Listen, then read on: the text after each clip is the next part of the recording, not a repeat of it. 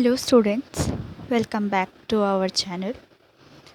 आज के इस लेसन में हम लोग केमिस्ट्री क्लास 8 चैप्टर 3 एलिमेंट्स कंपाउंड्स एंड मिक्सचर को बहुत अच्छे से पढ़ेंगे बिकॉज ये चैप्टर बहुत ही इंटरेस्टिंग है as well as it is really an important chapter. So we should be studying this chapter very carefully and very consciously.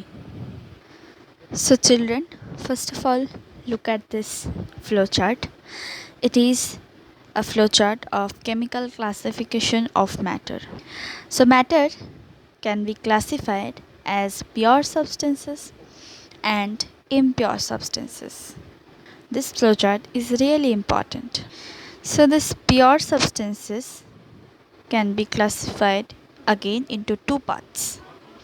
So first of all, pure substances can be differentiated or can be divided into two parts, that is first of all elements and then compounds. Again, elements can be divided into four parts, that is metals, non-metals, metalloids and noble gases. So metals, example Na, that is sodium. Non-metals like oxygen, the nitrogen. Metalloids, that you are going to study this in your higher classes. Okay, metalloids in details. So the example is antimony. Noble gases like helium, neon, etc. Then coming to compounds. Compounds like inorganic compounds, that is silicon. Organic compounds like blood. Okay. Then coming to mixtures or impure substances. Impure substances like sand water. It can be again differentiated into homogeneous mixtures and heterogeneous mixtures. Heterogeneous mixtures, example sand water. Homogeneous mixture, example sweet water.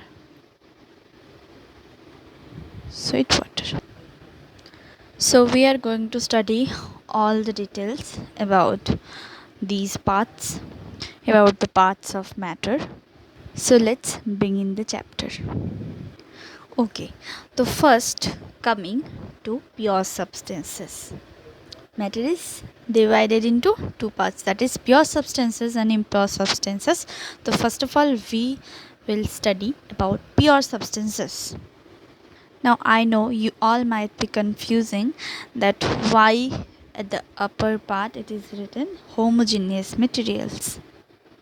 So now tell me students, what is the meaning of homogeneous? What does this word homogeneous means? This homogeneous words refer to uniform materials. That is a material that is uniformly mixed or uniformly composed. Okay. Now many of you are thinking that in impure substances also there is homogeneous mixtures. Then why pure substances are also categorized under homogeneous materials? So now I am going to show you the difference between pure substance categorized into homogeneous materials and impure substance categorized into homogeneous mixture. So pure substance homogeneous materials. See, suppose I am giving you an example. This is a beaker and it is full of sodium. Okay, suppose this beaker is full of sodium, that is Na. So nothing is mixed with this sodium, means the beaker contains particles of only one kind. So this Na is made up of only one single kind of atom. Nothing is mixed with this Na or this sodium. So it is called a pure homogeneous materials. I hope now the concept is clear. Let's move to the impure substances homogeneous mixtures. So impure substance homogeneous mixture means, suppose this is a beaker and this beaker contains, so this beaker is filled with sugar and a glass of water. So it is a mixture of sugar plus water, that is sweet water. That is sweet water. So then why it is called that impure substance categorized into homogeneous mixture? Because the composition, this sweet water composition is uniformly mixed. That's why.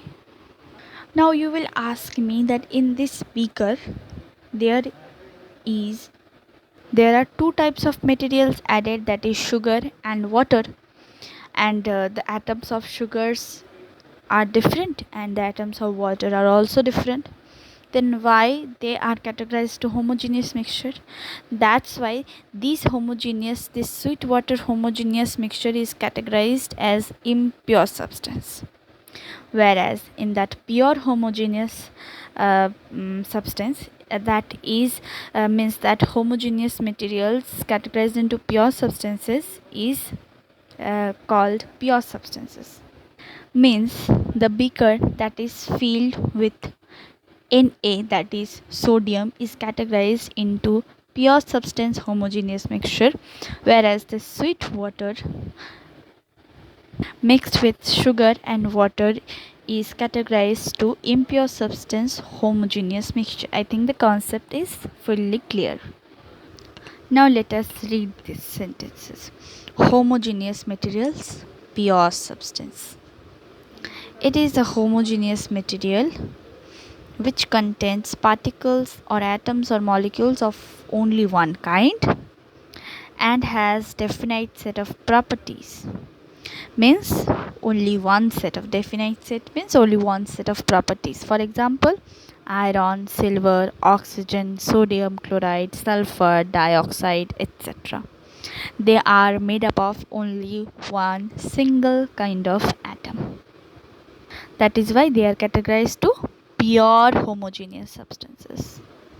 Whereas sweet water, which is a mixture of sugar and water, is categorized to impure homogeneous materials. So you should be so students, you should keep it in your mind because this part is really important. Now let us read the various characteristics of a pure substances. Number 1, it is homogeneous in nature. Number 2, it has a definite set of properties. The composition of a pure substance cannot be changed by physical method. You can't break sodium. You can't break that single atom of a sodium by any physical method, but you can break it by chemical method, but not by physical method.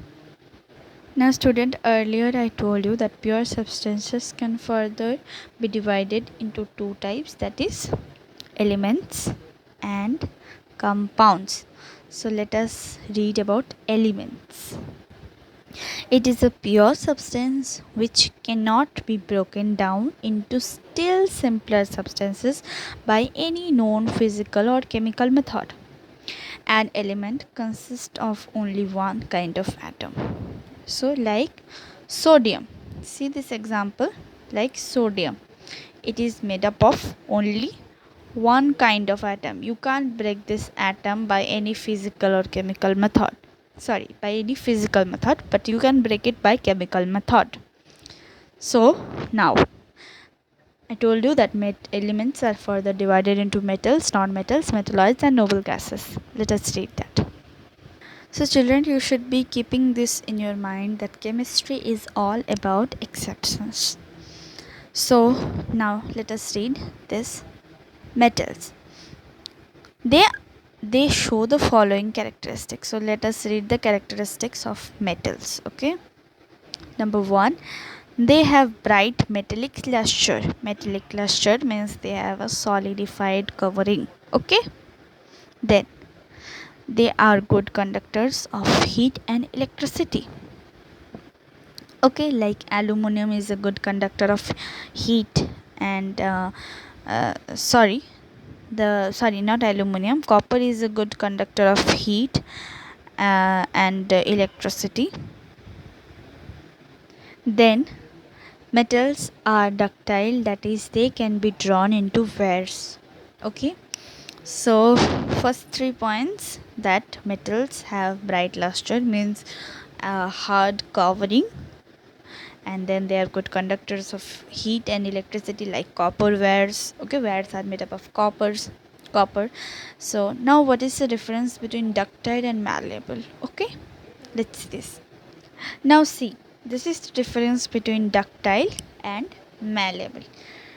Ductile, that is they can be drawn into wares,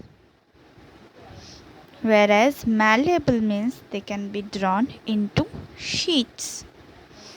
Now a good example of a metal that can be ductile also as well as malleable too.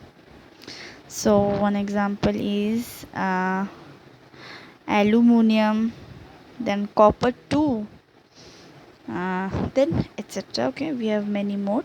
So this is the difference between ductile and malleable. I hope it's clear. Now they have high melting and boiling point. I will come to this. Okay, what is the difference between high melting point and high boiling point? They are solid at room temperature. Okay, they are sonorous, that is they produce a sound on striking, that is example copper, silver, gold, iron and aluminum, etc. Okay, so now see children, what is the difference between melting point and boiling point? So we know iron, we have taken example of iron. Iron melting points is 500 degrees Celsius. So see, if you heat iron at 500 degrees Celsius, it will be melt. And if you take this melted part of iron into a beaker and then fire it, then you will see that the melted iron is vaporizing at a certain point of temperature, then it is called boiling point. Okay, so I hope it's clear. So I told you children that chemistry is all about exceptions. So see, in metals we have read that in characteristics of metal we have read that metals are solid at room temperature. But see here, mercury and gallium, these are also metals, examples of metals, but they are liquid. See, they are liquid at room temperature. Okay, then sodium. So we have read in the characteristics of metals that they have a bright hard luster, but see sodium and potassium are soft solid, uh, that is why they do not have any bright luster. We read in the characteristic of metals that metals are ductile as well as malleable, whereas zinc is neither malleable nor ductile. Okay, we read that metals are good conductors of heat and electricity, but see, tungsten is also type of metal, but it is a poor conductor of electricity. Okay, so I told you that chemistry is all about exceptions. You can't give a definite definition or a perfect definition on something in chemistry. So I hope children that you have understand this elements, compounds and mixture till metals. In the next part, that is second part, we are going to read about non-metals. So till then, bye bye. Thank you so much for watch this chapter, this lesson till end. Bye students. Stay safe. Study hard. Thank you so much.